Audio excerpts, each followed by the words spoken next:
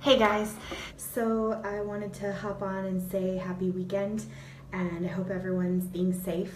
In this heat, it's horrifying. Like, I don't know about you guys, but I have no desire to do anything whatsoever. I'm not even trying to be funny. Like, I literally yesterday didn't do a thing, and I think my son is like pretty mad at me because this morning, like, he was like he can't talk yet, but this morning he was like pleading at me like, Mom, take me outside. And so we went outside in a diaper. Well, I wasn't wearing a diaper, I was wearing a dress, but and we just ran around just like kind of get that out of the system because he was losing it. He was cabin fever-ish. Is that a word? Cabin fever-ish? Yeah, so that's happening. Today we're gonna have a nice little dinner with my uncle. He's so amazing. He's like the backbone of our family. He's always like inviting us over for dinner, like the whole family.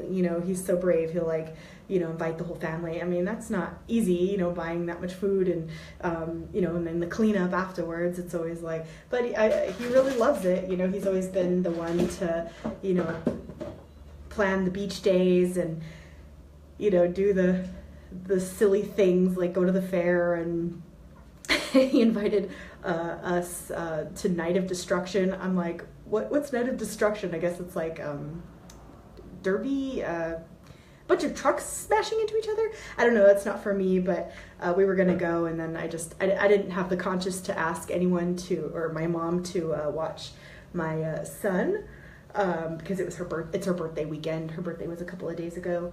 And I know she'd do it, but I was like, no, I'm not asking her to do that.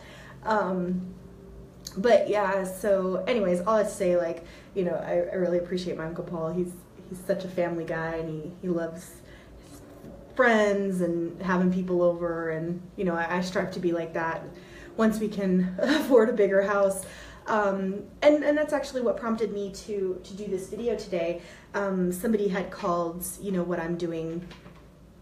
And I hate to say this out loud because my husband's probably going to be thinking like, you're still thinking about this, but it really, I hate to say it, it really got to me. It really struck a core, and I cried about it. But I was told that I appear desperate, and I accept that. That's okay. But I am desperate. I am desperate in this really bad economy. I live in Los Angeles. My husband's a filmmaker, and believe me, we've discussed moving out of the state, out of Los Angeles. Even when I was pregnant and I got laid off, and I was commuting to Orange County. We looked at Orange County, but prices aren't better there.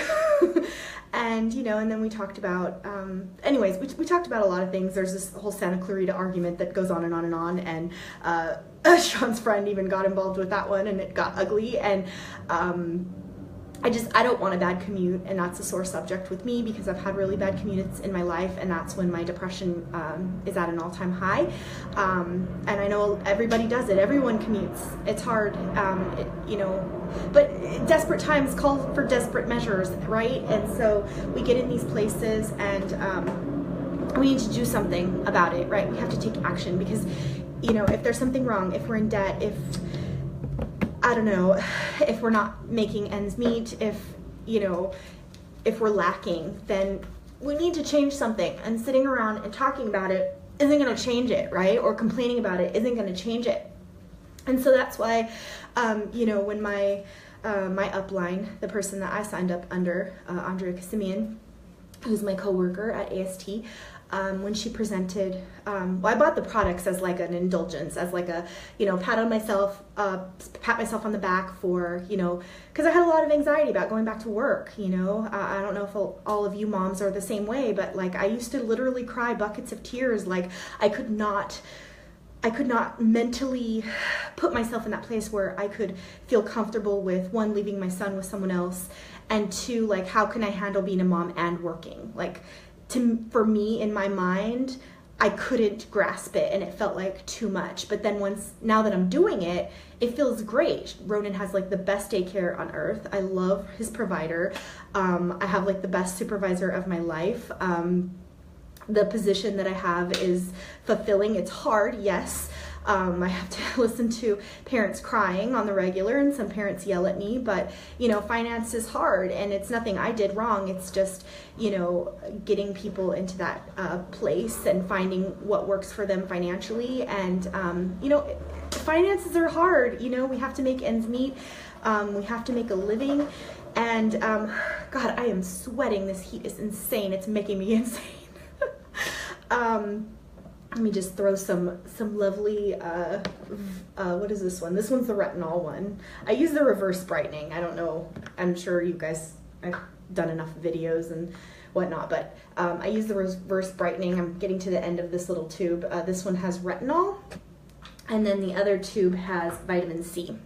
And it makes my skin feel really good, and it makes it look really good. I think I've noticed a difference.